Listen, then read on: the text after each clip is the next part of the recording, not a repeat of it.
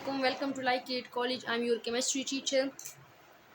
उम्मीद करती हूँ आप सब लोग जो है खैर वाफियत से होंगे और आप लोगों की वेकेशन जो है वो मज़े से गुजर रहे होंगे।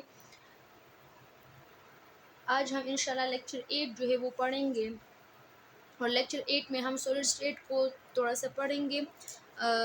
और इस लेक्चर को यानी जो सॉलिड स्टेट हम स्टार्ट कर रहे हैं, इस स्टेट ऑफ मैटर को हम 2 लेक्चर में वाइंड अप करेंगे, तो इंशाल्लाह हमारा ये वाला चैप्टर जो है ये वाइंड अप हो जाएगा। तो चलिए टाइम ज़ाया किए बगैर इसको स्टार्ट करते हैं। प्यारे बच्चों, सॉलिड स्टेट, इधर देखिए सॉलिड स्टेट जो है इसको हमने जो लिक्विड और गैसेस हमने डिस्कस की है उसके साथ हमने इसको भी कंपेयर किया है, इसलिए आप लोगों को ये याद तो हुआ होगा, लेकिन फिर भी थोड़ा सा इसको डिस्कस करते हैं इसकी प्रॉपर्टीज़ को।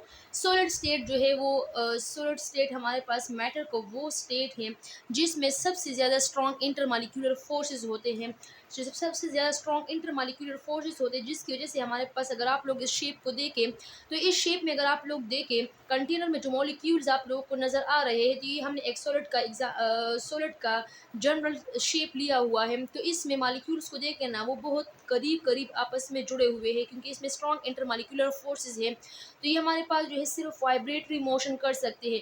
वाइब्रेटरी मोशन मैंने आप लोगों को सबसे फर्स्ट लेक्चर में ये बताया था, वाइब्रेटरी मोशन वो मोशन होता है जिसमें मॉलिक्यूल सिर्फ अपनी मीन पोजीशन के इर्द गिर्द मोशन करते हैं, बल्कि मोशन के दौरान उनका जो अपना मीन पोजीशन है वो चेंज नहीं होता, तो उसको हम वाइब्रेटरी मोशन कहते हैं। तो चूँकि सॉलिड स्टेट में मॉलिक्यूल्स बहुत स्ट्रॉन्ग इंटरमॉलिक्यूलर फोर्स के जरिए जुड़े होते हैं, तो इसलिए वो ओनली वाइब्रेटरी मोशन कर सकते हैं, वो डिफ्यूज़ नहीं हो सकते, क्योंकि diffusion is a movement from higher concentration to lower concentration. इसमें पोजीशन चेंज होता है, तो ये डिफ्यूज़ नहीं हो सकता लिक्विड और गैस की तरह, जो है ये डिफ्यूज़ नहीं हो सकता। ये सिर्फ क्या कर सकता है, इसमें सिर्फ वाइब्रेटरी मोशन होता है।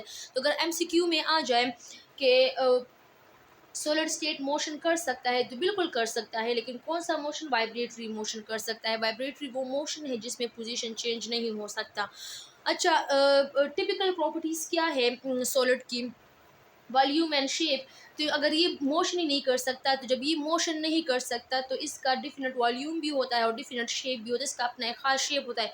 जैसे कि अगर आप लोगों को मैं एग्जांपल दूँ, एक बुक है, तो एक बुक जो है ये हमारे पास इट्स एग्जांपल ऑफ सॉलिड। तो आप लोगों ने देखा होगा कि इस तरह नहीं होता कि अगर बुक को हम टेबल पे रखें तो इसका अलग शेप हो जाता है, या फिर अगर इसको मैं चेयर पे रख दूँ तो इसका अलग शेप, या फिर इसको मैं ज़मीन पे रख दूँ तो अलग शेप। नहीं, हर जगह पे अगर आप लोग बुक को रखें तो इसका अपना ही एक शेप है। और क्या शेप है इसका, स्क्वायर शेप है, सॉरी रेक्टेंगल शेप है इसका।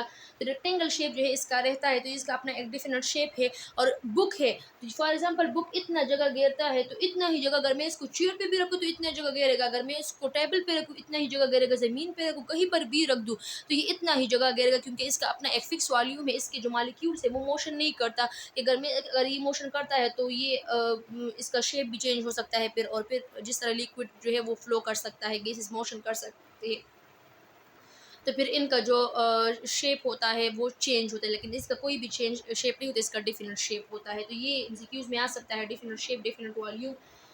अच्छा, नेक्स्ट देखिए मेल्टिंग पॉइंट, जो सॉलिड्स होती है उसका मेल्टिंग पॉइंट जो है वो होता है। अब मेल्टिंग पॉइंट क्या है, what is basically the melting point, the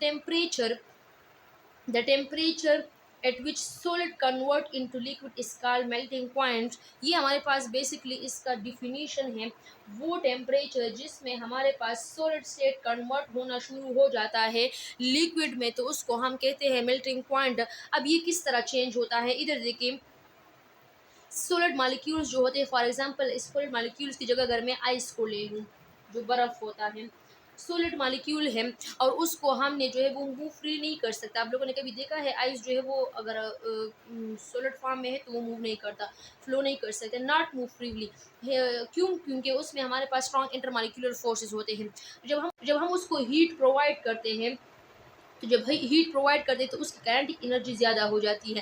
तो जो काइनेटिक एनर्जी के साथ उसकी कौन सी मोशन ज़्यादा हो जाती है, वाइब्रेटरी मोशन ज़्यादा हो जाती है। जब वाइब्रेटरी मोशन ज़्यादा हो जाती है तो जिस स्टेट पे मॉलिक्यूल्स जो है वो होते हैं, तो वाइब्रेटरी मोशन जो है उसका इतना ज़्यादा हो जाता है कि मॉलिक्यूल जो है अपनी मॉलिक्यूल जो है उनके जो दरमियान इंटर मॉलिक्यूलर फोर्स है मजबूरन जो है उन वो टूट जाता है और मॉलिक्यूल्स फ्री हो जाते, तो वो अपनी जो पोजीशन है उसको क्या कर देते हैं, लीव कर देते हैं, तो वो फ्लो करना स्टार्ट कर देता है। और flow is the property of what, flow is the property of liquid state. तो ये कन्वर्ट हो जाते हैं लिक्विड में, लिक्विड स्टेट में जब ये कन्वर्ट हो जाते हैं तो ये सॉलिड से जाते हैं लिक्विड में। जिस टेम्परेचर पे सॉलिड से लिक्विड में जाते हैं उस टेम्परेचर को हम कहते हैं मेल्टिंग पॉइंट। तो सॉलिड के जो मेल्टिंग पॉइंट होते हैं वो हमारे पास क्या होते हैं, बहुत शार्प होते हैं, बहुत ज़्यादा टेम्परेचर चाहिए होता है सॉलिड को लिक्विड में कन्वर्ट करने के लिए। तो इसका एग्जांपल अगर हम जनरल ले तो आइस जब मेल्ट होता है किस चीज़ में, वाटर में, जब वाटर में जाता है तो वो लिक्विड स्टेट में जाता है, तो ये हमारे पास उसका मेल्टिंग है। अब यहाँ पर फिर जब हम वाटर को मज़ीद बॉयल कर देते तो फिर वो वेपर्स में जाते हैं, फिर इसको हम क्या कहते हैं, इवापोरेशन कहते हैं। तो अब यहाँ पर देखिए मेल्टिंग पॉइंट जो है ये क्रिस्टलाइन सॉलिड के होते हैं। तो आगे हम इंशाल्लाह पढ़ रहे हैं सॉलिड्स के टाइप है, दो टाइप से, एमोर्फस सॉलिड है और क्रिस्टलाइन सॉलिड है।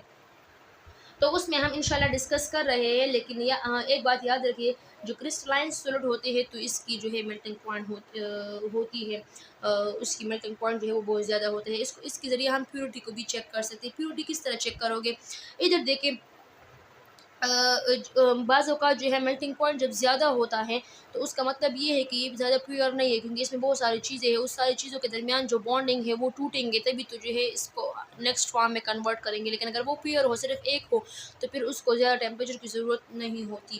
तो प्योरिटी को भी हम चेक कर सकते हैं मेल्टिंग पॉइंट के ज़रिए। इधर देखें ना, जब सॉलिड लिक्विड में कन्वर्ट होता है तो इसको मेल्टिंग पॉइंट, और लिक्विड को वापस सॉलिड में तो इसको फ्रीजिंग पॉइंट, कल हमने फ्रीजिंग पॉइंट डिस्कस की थी लिक्विड के लिए, तो वो लिक्विड की प्रॉपर्टी है और सॉलिड की प्रॉपर्टी है मेल्टिंग पॉइंट। ये बात हमेशा आप लोग याद रखें, सॉलिड की मेल्टिंग पॉइंट प्रॉपर्टी है और लिक्विड की फ्रीजिंग पॉइंट है, और फिर गैसेस की जो है वो कंडेंसेशन और इवापोरेशन वो वाली प्रॉपर्टीज़ है। तो इधर देखिए फ्रीजिंग पॉइंट मतलब आइस को जब आप लोग सॉरी वाटर को जब आप लोग वापस फ्रिज में रख दे तो इससे आइस बन जाता है, तो ये फ्रीज़ हो जाता है ना। हम कहते हैं ना किसी चीज़ को हमने फ्रिज में इस चीज़ को फ्रीज़ किया हुआ है, तो ये फ्रीजिंग कहलाता है। तो ये सॉलिड की प्रॉपर्टी है। ओके, नेक्स्ट प्रॉपर्टी जो है वो हमारे पास रिजिडिटी है। रिजिडिटी मतलब ये है सख्तपन।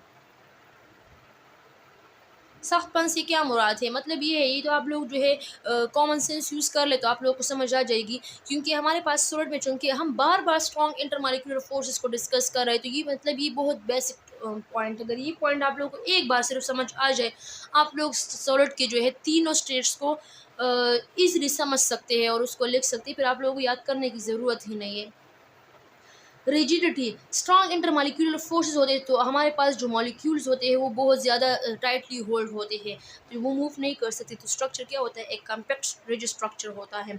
डेंसिटी होती है मास पर यूनिट वॉल्यूम, सॉलिड की डेंसिटी सबसे ज़्यादा होती है, क्योंकि थोड़े से वॉल्यूम में बहुत ज़्यादा मास आता है, तो जो थोड़े से वॉल्यूम में ज़्यादा मास आएगा, जितना मास ज़्यादा होगा उतना डेंसिटी ज़्यादा होगा। तो हमारे पास जो है थोड़े से मास में ज़्यादा वॉल्यूम आता है, थोड़े से वॉल्यूम में ज़्यादा मास आता है तो डेंसिटी ज़्यादा है। तो सॉलिड की डेंसिटी सबसे ज़्यादा, फिर लिक्विड की और फिर गैस की। तो ये कुछ प्रॉपर्टीज़ थी, ये प्रॉपर्टीज़ हमने बार बार लेक्चर्स में डिस्कस की है और कंपेयर भी की है इन तीनों स्टेट्स को। तो इसलिए जो मेन टॉपिक हमारा है वो आज हम डिस्कस करेंगे। अच्छा, साइंटिफिक इन्फॉर्मेशन कंपेरिजन है। आप लोगों ने साइंटिफिक इन्फॉर्मेशन जो है इस देखना है बुक में। उसके बाद सॉलिड स्टेट के बाद साइंटिफिक इन्फॉर्मेशन देखना है, उसमें तीनों स्टेट की कंपैरिजन की गई है सॉलिड लिक्विड गैस की।